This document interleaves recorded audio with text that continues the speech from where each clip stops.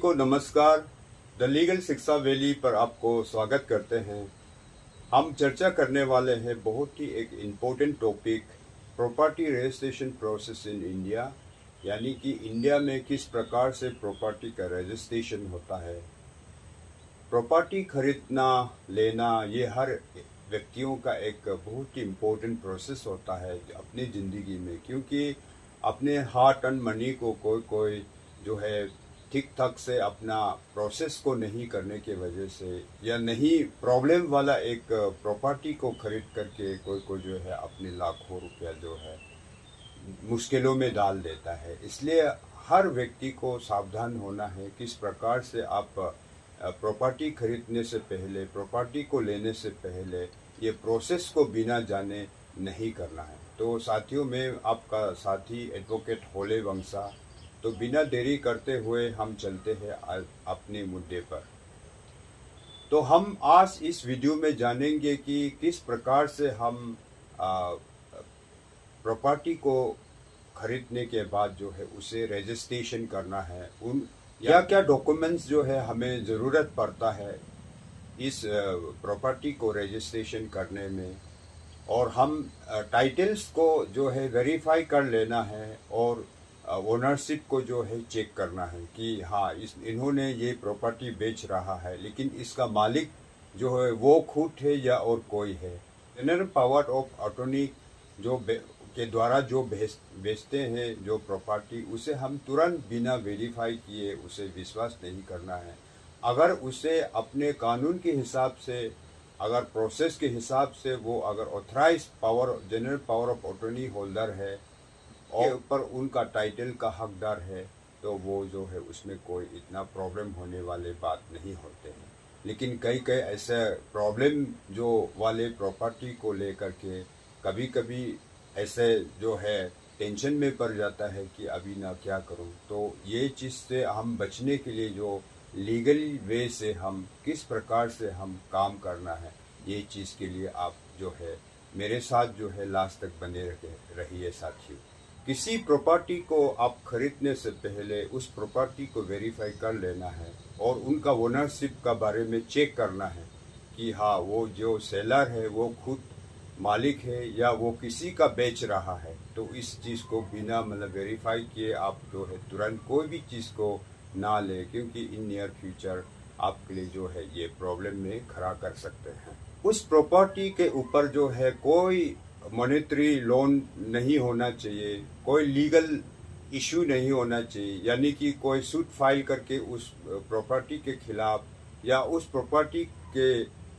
Property के नाम पर कई लोन लेके रखा है, वो चीज़ जो है आप जो है क्लियरली उसको वेरीफाई करने के बाद ही लेना है। क्योंकि सेलर कभी नहीं बताएगा आपको कि मेरे प्रॉपर्टी में जो बेच रहा हूँ उस पर मेरा लोन चुकाने वाले बाकी है, या कोई मेरे प्रॉपर्टी के ऊपर जो है कोई सूट फाइल करके रखा है, ये तो कभी नहीं बताएंगे। इसलिए जहाँ पर उस प्रॉपर्टी का लोकेशन है आपको खुद विजिट करना है, वहाँ के मोहल्ले के जो नियर बाई जो नाइबर्स है उनसे आप पूछताछ करके या किसी आदमी से जो है पता लगाकर इस प्रॉपर्टी के बारे में आप इंक्वायरी करके, जब तक आपको ऑथेंटिसिटी नहीं हो तो उस चीज़ वाले को आप जो है तुरंत शिकार नहीं होना चाहिए।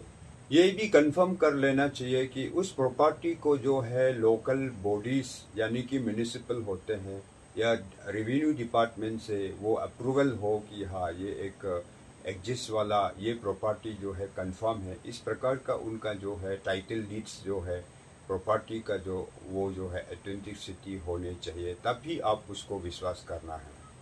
जो प्रॉपर्टी बेच रहा है उनका आइडेंटिटी को वेरीफाई करना है, उनका एड्रेस हो, उनका पता, हर चीज़ को जो है आप डिटेली वेरीफाई करने के बाद ही कंफर्मेशन करना है, और आप जो है उसके बाद ही आप डिसाइड करना है कि हाँ ये ऑथेंटिक है, इसमें कोई फ्रॉड वाले नहीं है, ये जो है प्रॉपर्टी जो है इसमें इन नियर फ्यूचर में कोई प्रॉब्लम नहीं होगा। इस प्रकार का जो है उसमें होना ज़रूरी है साथियों। अगर प्रॉपर्टी को ज्वाइंटली अगर कोई ऑपरेट कर रहा है तो वो उन पार्टियों से कंसर्न लिया कि नहीं, उसे भी आप जो है वेरीफाई कर लेना है। जी, दस्तावेज जितने भी डॉक्यूमेंट्स आपको जो वेरिफिकेशन जो आप खुद करना था उसको कर लेने के बाद अगर आप सेटिस्फाइड है तो आप जो है लीगली एक अच्छे वकील को पकड़ के जो है आप सेल डीड्स जो है उसे बना लेना है। उसके बाद ही आप जो है सब रजिस्टर ऑफिस में उसे रजिस्ट्रेशन के लिए जाना। उसके बाद फिर जो है आप जितने अमाउंट जो दोनों पार्टियों के बीच में जो फिक्स हुआ है उस अमाउंट को आप जो है बैंक के जरिए, बैंक के चैनल के जरिए ही उसे पेड करना है। इस राज्य का जो स्टाम्प ड्यूटी है उस स्टाम्प ड्यूटी के हिसाब भी जो फीस लगेंगे उसे भी कैलकुलेट कर लेना है। इसके बाद जो प्रोसेसिंग फीस है उसको कैलकुलेट करके उसे भी टाइमली जो है आपको पेड कर देना होता है। जितने भी रजिस्ट्रेशन के फीस लगेंगे उसे पे करना है। इसके बाद जो है sale deeds agreement, sale deeds जो है आपको तैयार कर लेना है जो लीगली दोनों पार्टियों को बाइंडिंग हो। उस सेल डीड्स में जो है आपका प्रॉपर्टी का डिस्क्रिप्शन जो है क्लियरली होना चाहिए कि बाउंड्री के बारे में हो, वहाँ कितने जो है आपके लेंथ एंड ब्रेथ है, उनका मेजरमेंट कितने होते हैं प्रॉपर्टी का, ये चीज़ जो है आप टोटली उस सेल डीड्स के अंदर जो है आपको क्लियरली मेंशन होना है ताकि नियर फ्यूचर में आपको कंफ्यूजन पैदा ना हो, उसे उस प्रॉपर्टी को लेकर के कोई कंफ्यूजन ना हो, कंट्रोवर्सी ना हो, इसलिए उसे माइन्यूटली बैठ करके सेल डीड्स जो है तैयार कर लेना चाहिए। उसके बाद दोनों पार्टियों का जो पासपोर्ट साइज फोटो है उसे कलेक्ट करके जो सेल डीड्स के ऊपर जो है उसे पेश कर देना है।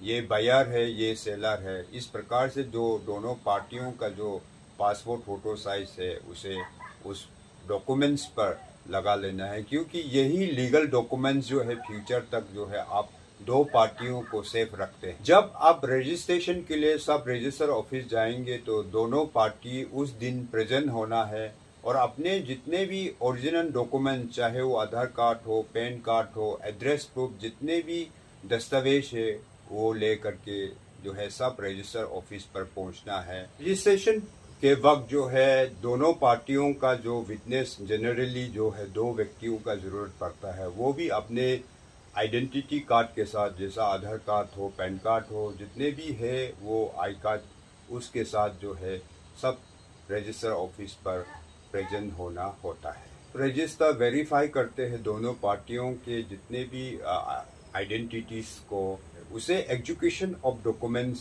यानी कि उन लोगों का डॉक्यूमेंट्स को एग्जीक्यूट करते हैं। सेल डीड्स को वेरीफाई सब रजिस्टर के द्वारा करने के बाद उसे रजिस्टर करते हैं और उसे अपना जो नंबर जो है दिया जाता है। सब रजिस्टर डॉक्यूमेंट्स को जो है आप सब रजिस्टर ऑफिस से उसे कलेक्ट करना है। हार्ड कॉपी में भी आप ले सकते हो और डिजिटली भी आप जो है उसे डाउनलोड करके ले लेना है।